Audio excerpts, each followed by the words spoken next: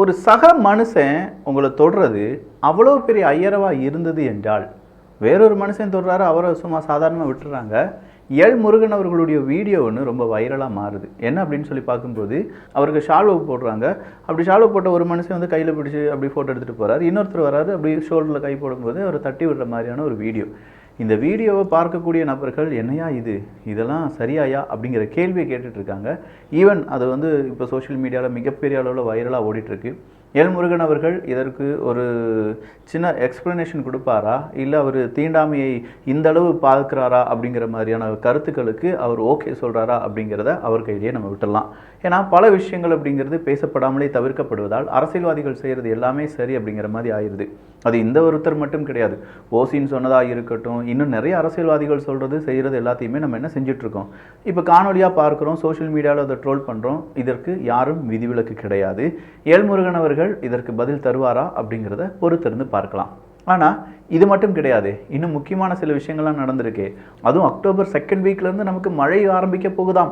நம்ம என்ன செஞ்சுருக்கோம், என்ன செய்ய போகிறோம் அப்படிங்கிறத அமைச்சர் பெருமக்கள், மேயர் அவர்கள்லாம் வந்து சொல்லியிருக்காங்க. இதை புக் மார்க் பண்ணிக்கோங்க. ஏன்னா இந்த வீடியோ ரொம்ப இம்பார்ட்டண்ட்டான வீடியோ தமிழக மக்களுக்கு, குறிப்பாக சென்னை மக்களுக்கு. சென்னை மக்கள், சென்னை வெள்ளம் அப்படிங்கிறது தானே தமிழ் மீடியா முழுவதுமாக பேசுவாங்க. அதனால் இது கொஞ்சம் புக் மார்க் செய்யப்பட வேண்டிய வீடியோ. இது தமிழ் பக்ஷம் வழங்கும் ஆழமான அரசியல் சதுரங்கம்.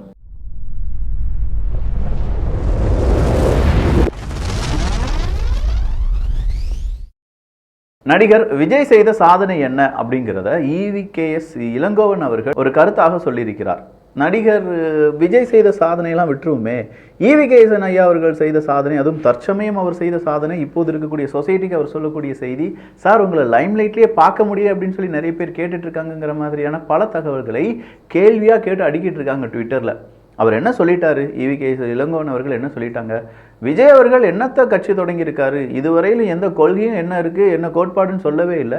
கட்சி தொடங்கி 2 மாதம் ஆயிடுச்சு, கொடி அறிமுகம் செஞ்சு 2 மாதம் ஆயிடுச்சு, அந்த கொடி என்ன சொல்லுது, என்ன செய்தியை சொல்லுது அப்படிங்கிறதெல்லாம் யார்ட்டையுமே சொல்லாமல் என்னப்பா இது விஜய் அவர்களே அப்படிங்கிற ஒரு கேள்வியை கேட்டிருக்காரு பாருங்க.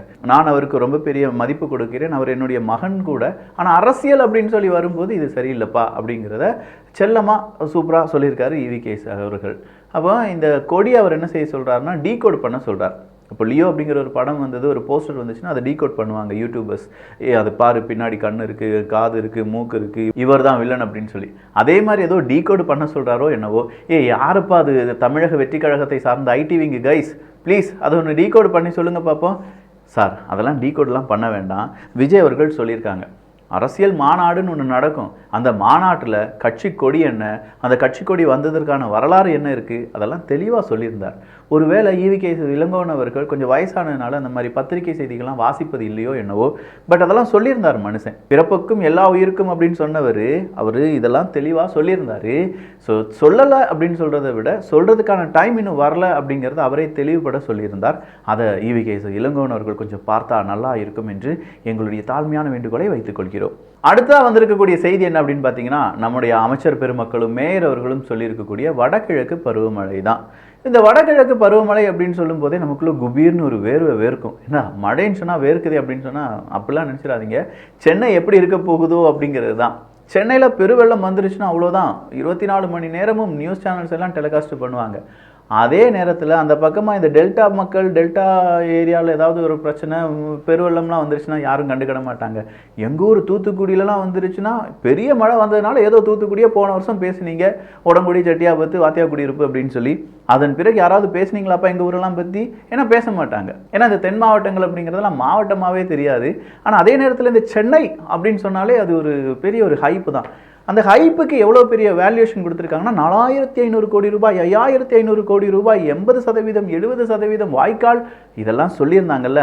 இந்த வருஷம் அந்த மாதிரி வார்த்தைகள் எதுவும் அதிகமாக வராமல் மேயர் அவர்கள் வந்து சொல்கிறாங்க, வடகிழக்கு பருவமழை ரொம்ப ஸ்ட்ராங்காக இருக்க போகுது. ஏன்னா நம்ம வானிலை அறிக்கை என்ன சொல்லியிருக்காங்கன்னா, 111% அதிகமாக மழை பெய்வதற்கான வாய்ப்புகள் இருக்குது. அக்டோபர் மாதத்தில் தொடங்கி நவம்பர் மாதத்துக்குள்ளேயே இந்த வடகிழக்கு பருவமழை அப்படிங்கிறது முடிந்து விடும் அப்படின்னு சொல்லியிருக்காங்க. அதை தான் மேயர் அவர்களும் வந்து சொல்கிறாங்க. அப்படி சொல்லும்போது மேயர் அவர்களிடம் சில கேள்விகள் அப்படிங்கிறது கேட்கப்படுது. எல்லாத்துக்கும் தயாராகிட்டீங்களா, வடிகால் திட்டம்லாம் சரி பண்ணிட்டீங்களா, மறுபடியும் யாராவது தோண்டுவாங்களா அப்படிலாம் சொல்லி கேட்குறாங்க. அப்போ மேயர் அவர்கள் சொல்லியிருக்கக்கூடிய கருத்து என்னென்னா, எல்லாம் தயார் நிலையில் இருக்குது. ஃபர்ஸ்ட் பாயிண்ட், எல்லாம் தயார் நிலையில் இருக்கிறது அப்படிங்கிறத மக்கள் புரிந்து கொள்ளுங்கள். இதுக்கு மேலே ஏதாவது நடந்துச்சுன்னா இவங்க கிட்ட தான் கேள்வி கேட்கணும். ஏன்னா எல்லாம் தயார் நிலையில் இருக்கிறது, வடிகால் திட்டங்கள் எல்லாம் அமல்படுத்தப்பட்டு விட்டன, இதுக்கு மேலேயும் வடிகால்லாம் தோண்டக்கூடாதுன்னு சொல்லி நாங்கள் ஸ்ட்ரிக்டாக ஆர்டர் போட்டுட்டோம். இல்லை ரொம்ப அர்ஜென்ட்டு இந்த வடிகால் திட்டம் இந்த இடத்துல ஒரு வடிகால் செய்யணும் அப்படின்னு சொன்னால் அதற்கான அனுமதியை வாங்கி அவங்க என்ன செஞ்சுக்கலாம், பள்ளம்லாம் தோண்டிக்கலாம். இல்லாட்டி இனிமேல் பள்ளம் தோண்டுவதற்கு அனுமதி இல்லைன்னு சொல்லியிருக்காங்க. இந்த இடத்தையும் தயவு செஞ்சு சென்னை வாசிகள் நீங்களாவது நோட் பண்ணிக்கோங்கப்பா, நோட் பண்ணுங்கப்பா. அப்படின்னா இனிமேல் எங்கேயுமே குழி பள்ளம் எதுவுமே இருக்காது. ஏன்னா அவங்க எல்லாத்தையும் சரி பண்ணிட்டாங்க. மேயர் அவர்களுடைய கூற்றுப்படி ரொம்ப ரேராக தான் அங்கே பள்ளம் தோண்டுவார்கள். அடுத்து அவங்க சொல்லியிருப்பது வடிகால் திட்டம் எல்லாம் சரிப்படுத்தப்பட்டு விட்டது, மழையை எதிர்கொள்வதற்கு சென்னை சிங்கார சென்னை தயாராகிவிட்டது அப்படிங்கிறது தான். இன்னும் ஒரு படி மேலே போய் படகெல்லாம் ரெடி பண்ணிட்டீங்களா அப்படின்னு கேட்டால் நம்ம அமைச்சர் கே அவர்களும் என்ன சொல்லியிருக்காரு அப்படின்னு பார்த்தா, படகெல்லாம் தயார் நிலையில் இருக்குது. ஒவ்வொரு துறையும் பார்த்து அந்த துறையில் என்னென்ன பிரச்சனைகள் இருக்குது, என்னென்ன நல்லது நடந்திருக்கு, எப்படிலாம் நீங்கள் அதை எதிர்கொள்வதற்கு தயாராகி வருகிறீர்கள் அப்படிங்கிறத முதலமைச்சர் மு.க.ஸ்டாலின் அவர்கள் எல்லார்ட்டையும் கலந்து ஆலோசித்த பிறகு நிறைய விஷயங்கள் செஞ்சுருக்கோம். ஸோ எந்த இடத்துல அதிகமாக மழை வெள்ளம் வருமோ அதற்கு நாங்கள் போட்டை முன்னாடியே கொண்டு நிப்பாட்டிடுவோம். எந்தெந்த இடத்துல இதுவரையும் பிரச்சனை இருந்துச்சோ அந்த இடங்கள் எல்லாமே சரி செய்யப்படும்.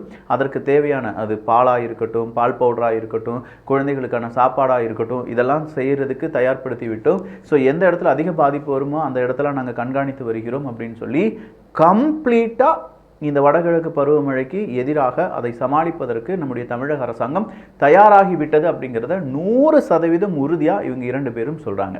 இந்த 2 பேர் மட்டும் கிடையாது, பின்னாடி அமுதா ஐஏஎஸ் அவர்கள் நிற்கிறாங்க. அது மட்டும் இல்லாமல் மு.க.ஸ்டாலின் அவர்களும் சொல்லியிருக்காங்க, இன்னும் பல அமைச்சர்கள் இதெல்லாம் சொல்லியிருக்காங்க.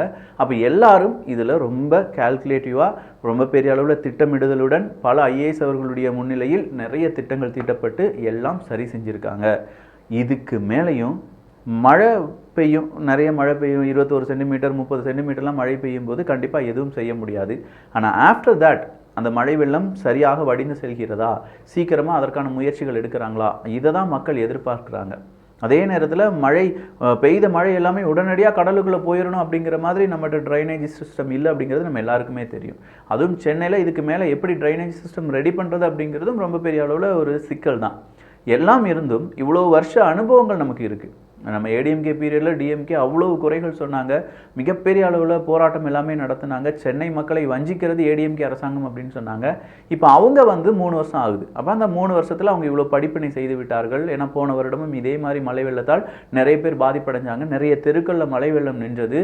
அப்போ அந்த தெருக்களில் இருக்கக்கூடிய ஓடைகள் சரி செய்யப்பட்டு விட்டதா அப்படிங்கிறத இப்போவே எல்லாருமே பார்க்க ஆரம்பிச்சிருக்கணும். இப்போவே பார்க்க ஆரம்பித்தாங்கன்னா கண்டிப்பாக இங்கே எங்கேயுமே அதிகமாக மழை நீர் நிற்காது, சாதாரணமாக பெய்யக்கூடிய மழை நீர் நிற்க வாய்ப்பே கிடையாது. அவ்வளவு எக்ஸ்பீரியன்ஸ் நமக்கு கிடைச்சிருச்சு. இதெல்லாம் சரி பண்ணிட்டாங்க அப்படின்னா இவங்களுக்கு பெரிய அளவில் நம்ம டிக் போட்டுடலாம். ஆனால் இதில் ஏதாவது மாற்றம் நிகழ்ந்தால் மட்டும்தான் பிரச்சனை அப்படிங்கிறது மக்கள் கேள்வியாக கேட்கணும், வேறு எதுவுமே செய்ய வேண்டாங்க. அட்லீஸ்ட் கேளுங்க. இது கேட்டால் தான், இதை நான் ஏன் இப்போயே பதிவு செய்கிறேன் அப்படின்னா இதெல்லாம் ஏதாவது ஒரு கேள்வியாக மாறாதா, இல்லாட்டி அரசாங்கம் சொன்ன மாதிரி செஞ்சுருக்காங்களா, இதை வேல்யூவேட் பண்ணுறதுக்கு நமக்கு கிடைச்சிருக்கக்கூடிய ஒரு சூப்பரான தருணம் அப்படின்னு சொல்லலாம். அடுத்ததாக இன்றைக்கி அன்பில் மகேஷ் அவர்கள் என்ன செய்கிறார் அப்படின்னா, ஒரு மாணவருக்கு கூப்பிட்டு அவர் சைக்கிளை மின்சார சைக்கிளாக மாற்றிருக்காரு, பேட்டரி ஆப்ரேட்டட் மோட்டர்லாம் வச்சு. அதுக்கு ஒன்றை மாதிரி மாணவர் தான்ப்பா வேணும் அப்படின்னு சொல்லி அன்பில் மகேஷ் அவர்கள் பாராட்டுறது சூப்பரான விஷயம். அந்த மாணவனுக்கு பாராட்டு. ஆனால் இதெல்லாம் ஒரு 20-25 வருஷத்துக்கு முன்னாடி இருந்தே இருக்குது. அதை மோட்டார் அப்படிங்கிறதும் இல்லாட்டி அதில் பேட்டரி ஆப்ரேட் பண்ணுறது அப்படிங்கிறது எல்லாமே இப்போ எல்லாமே ஒரு கிட்டாக கிடைக்குது. மாணவர்களுடைய நிலைமை அறிந்து நம்முடைய தமிழக அரசாங்கம் மாணவர்களுக்கு இலவச சைக்கிள் கொடுத்தாங்களே, அந்த இலவச சைக்கிள் சரியானதாக இல்லை அப்படிங்கிற ஒரு குற்றச்சாட்டு இருந்ததே, அதை சரியாக மாணவர்களுக்கு கொடுத்துருந்தாங்கன்னா எத்தனை மாணவர்கள் இதே மாதிரி பயன்பெற்றிருப்பார்கள், எத்தனை பேர் அதில் மோட்டார் ஃபிக்ஸ் பண்ணி ஓட்டிகிட்டு போயிருப்பாங்க. 1 மணி நேரம் போக வேண்டிய ஸ்கூலில் வெறும் ஒரு 10 நிமிஷத்தில் நிறைய பேரால் போயிருக்க முடியும் அப்படிங்கிறதெல்லாம் அன்பில் மகேஷ் அவர்களுடைய கவனத்துக்கு நம்ம எடுத்துகிட்டு போகிறோம். அவ்வளோதான். அவரை குறை சொல்லலை.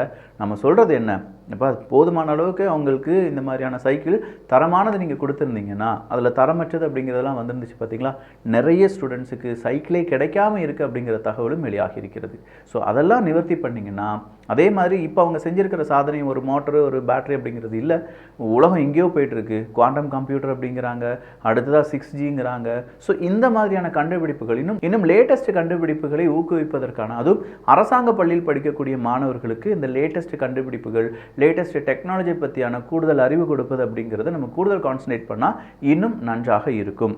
இப்போ நான் அரசாங்க பள்ளிலாம் சொல்லிட்டு இருக்கும்போது இன்னைக்கு ஒரு அங்கன்வாடிங்க, அந்த அங்கன்வாடியை திறக்கிறதுக்கு குழித்துறை சார்ந்த ஒரு எம்எல்ஏலாம் போகிறாரு.